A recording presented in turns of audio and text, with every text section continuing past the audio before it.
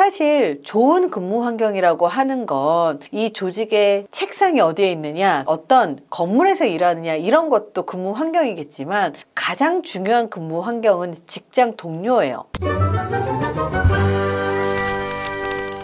직장에서 피해야 할 부정적인 태도 4가지와 그 태도를 긍정적으로 바꾸는 방법 6가지를 알려드리도록 하겠습니다. 직장에서 사람들이 다 싫어하는 그런 태도가 있어요. 심지어 그 태도라고 하는 게 그냥 단순히 관계의 문제만을 벗어나서 업무 성과에 직접적인 영향을 미치기까지 하는데요. 회사에서는 팀워크가 가장 중요해요. 나 혼자 일을 하는 곳이 아니기 때문에 나하고 함께 일하는 팀원, 그리고 조직 전체를 고려를 해서 의사결정을 하는 건 기본 중에 기본이고요. 그 팀워크를 높이기 위해서 가장 첫 번째가 바로 옆에 있는 사람을 얼마나 배려할 줄 아는가, 이게 가장 중요하거든요. 그래서 직장에서 사람들이 싫어하고 그리고 팀워크를 저해하는 행동 4가지를 말씀을 먼저 드릴 건데, 첫 번째가 바로 자존심이에요. 자존감이 낮은 사람이 자존심이 높다는 얘기 들어보신 적 있으세요? 정말로 자신 있고 정말로 능력 있고 정말로 자존감이 높은 사람은요, 자존심 부리지 않아요. 근데 자존심 부리는 사람들을 가만히 보면 그 안에는 우월감이 깔려 있어요. 심지어 이런 사람들은 다른 사람들이 나의 의견, 그리고 나의 생각, 나의 아이디어를 거부하는 것 자체를 되게 민감하게 여기는 사람들이 굉장히 많아요. 그래서 괜히 고집을 부리는 거죠. 자존심만 굉장히 높은 사람들이 겸손한 척을 해도요, 다 티가 나는 거예요. 그래서 자존심만 높은 사람들의 겸손은 되게 사람들이 싫어해요. 왜냐면 금방 티가 나니까. 그래서 이 자존심이라고 하는 건 자기가 남보다 우월하다고 생각을 하는 그런 사람들, 그래서 다른 사람들이 나의 의견이나 생각이라든지 입장을 무조건 받아들여야 한다고 생각을 하는 그런 사람들, 이런 사람들, 그리고 이런 태도들은 회사에서, 특히 조직에서는 지양해야 될 태도죠. 하지 말아야 되는 태도예요. 두 번째가 교만이에요. 교만이란 말은 이 자존심하고도 연결이 되어 있어요. 이 팀이라고 하는 것, 조직이라고 하는 건 다른 사람의 주장과 의견에도 귀를 기울이고, 그리고 우리가 받아들여야 할 건 있는가 없는가를 잘 들어야 되거든요.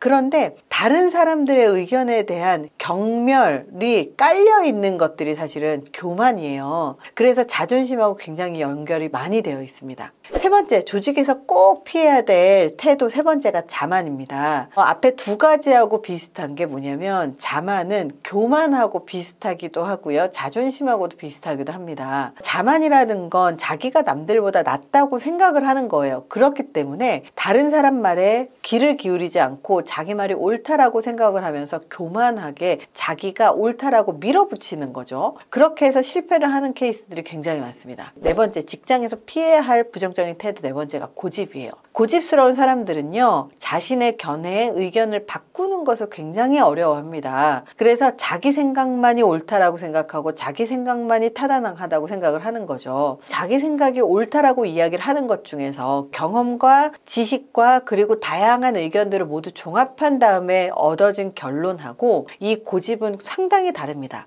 그냥 고집만 있는 사람이 있어요. 지식도 없고 경험도 없고, 그리고 다른 사람들의 의견을 받아들이지도 못하면서 자기 말만 옳다라고 생각하는 이런 고집은요, 이 팀워크에서 가장 나쁜 것이기도 합니다. 조직이라는 건 각자의 역할과 그들의 입장에서 고려해야 될 것들이 굉장히 많거든요. 그렇기 때문에 다른 사람의 의견과 생각을 잘 듣고 그것을 어떻게 하면 우리 전체적인 입장에서 활용을 해야 될 것인가를 고민할 수 있는 게 실제로는 리더 역할이거든요. 그래서 나만이 옳다라고 하는 태도 자체가 옳은 게 아니에요. 그렇다면 이것을 긍정적으로 바꾸려면 어떻게 할까요? 사실 좋은 근무 환경이라고 하는 건 이 조직의 책상이 어디에 있느냐, 어떤 건물에서 일하느냐 이런 것도 근무 환경이겠지만 가장 중요한 근무 환경은 직장 동료예요. 그래서 직장 동료, 직장 상사가 사실은 가장 좋은 근무 환경이라는 거예요. 모든 것은 상호작용합니다. 내가 이 회사에 다니는 게 너무너무나 힘들다면 내가 이 회사에 맞지 않는 사람이기도 하겠지만 내가 이 회사에서 요구하는 것을 제대로 해주지 못하는 것일 수도 있다는 것을 2가지를 같이 기억하셔야 된다는 겁니다.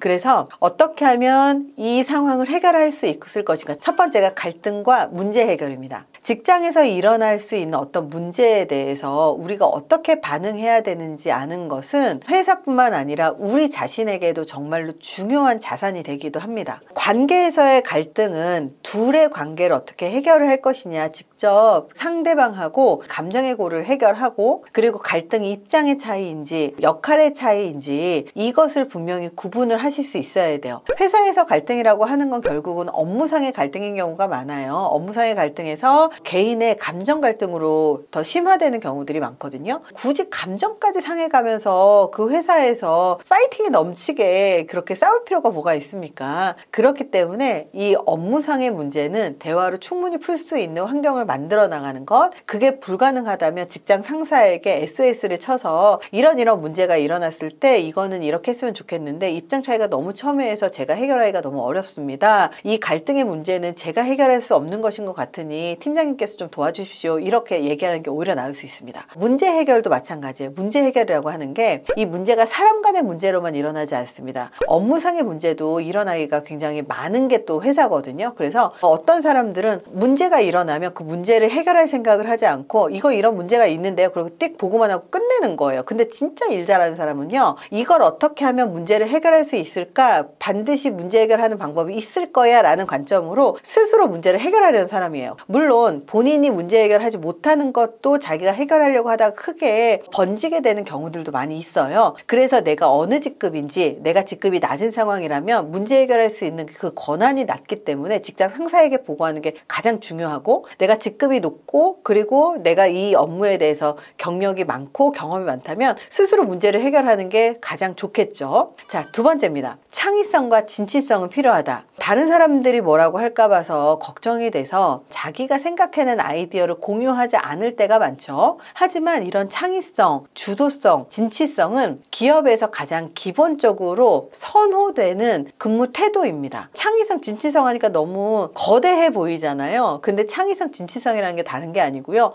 이거 일을 이렇게 처리하면 좀 더 쉽겠다. 이거는 이렇게 하면 좀 더 좋은 결과가 나오겠다.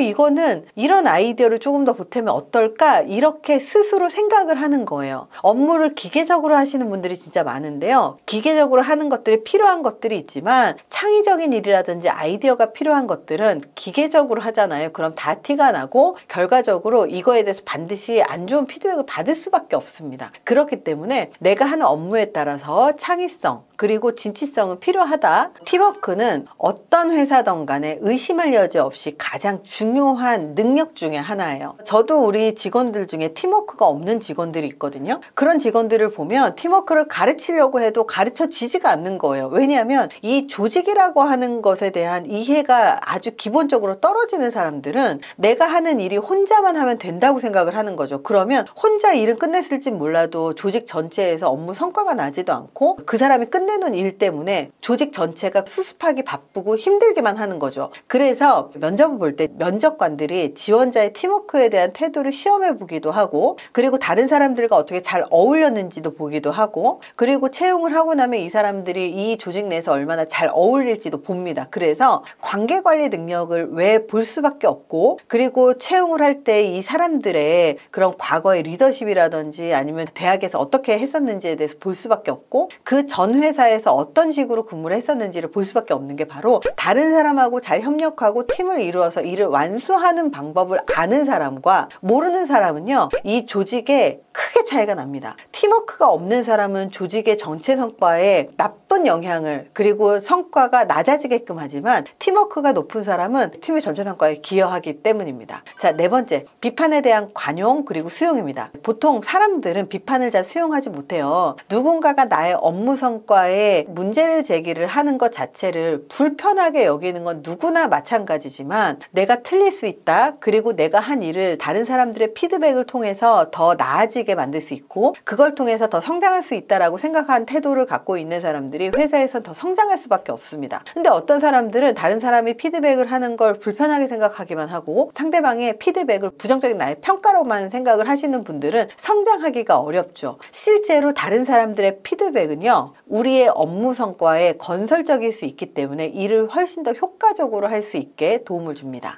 다섯 번째는요, 적응성이에요. 사람들은 지금 여기에 있는 근무 환경에서 벗어나고 아니면 되면 근무 환경을 바꿀 때도 있고 로테이션 될 수도 있고 이직을 할 수도 있습니다. 하지만 업무 부서라든지 업무 자체에 어쩔 수 없이 적응을 해야 되는 상황도 있어요. 그래서 내가 이 업무에 적응을 하려고 하는 것, 그리고 이 환경에 적응을 하려고 하는 건 굉장히 중요한 역량 중에 하나입니다. 그렇기 때문에 자기가 자기 환경에 적응을 하는 거는 능력 중에도 굉장히 중요한 능력이죠. 6번째는 계획입니다. 계획을 세우는 건 누구나 할 수 있어요. 근데 계획을 세웠다면 그것을 잘 실행하고 마무리하는 게 가장 중요한 역량 중에 하나입니다. 사실 계획을 잘 세우는 사람들도 실행하지 못하는 사람들도 굉장히 많아요. 근데 계획이라는 건 실행하기 위해서 계획을 세우는 거지 계획만 세우기 위해서 하는 게 아닙니다. 그래서 계획을 잘 세우고 계획을 잘 실행시켜서 끝내는 사람들, 이런 사람들이 업무를 잘하는 사람이기도 하고 자기의 스트레스가 낮은 사람이기도 합니다. 업무 환경에서 스트레스를 줄이는데 가장 중요한 기술 중에 하나가 계획이기도 하고요. 우선순위를 잘 정리하고 적절한 시기에 적절한 결정을 내리는 것도 굉장히 중요한 능력입니다. 그렇기 때문에 회사에서는 작업일지를 쓰게 하기도 하고 메일 투두리스트를 쓰게 하기도 하고 그리고 업무 보고를 하기도 하는데요. 그 이유가 뭐냐면 많은 사람들이 계획한 대로 하루의 일과를 잘 쓰지 못하기 때문입니다. 그래서 이렇게 작업 일지를 제대로 쓰고 그리고 제대로 업무 계획을 실행을 하는 것 자체가 시간과 자원을 절약할 수 있는 굉장히 중요한 방법입니다. 오늘은 부정적인 근무 태도가 직장에서 어떻게 영향을 미칠 수 있는지를 살펴봤습니다. 그리고 어떤 태도가 팀원들이 좋아하는 태도인지 조직에서 좋아하는 태도인지를 알아봤습니다. 이번 영상이 도움이 되셨길 바랍니다. 감사합니다.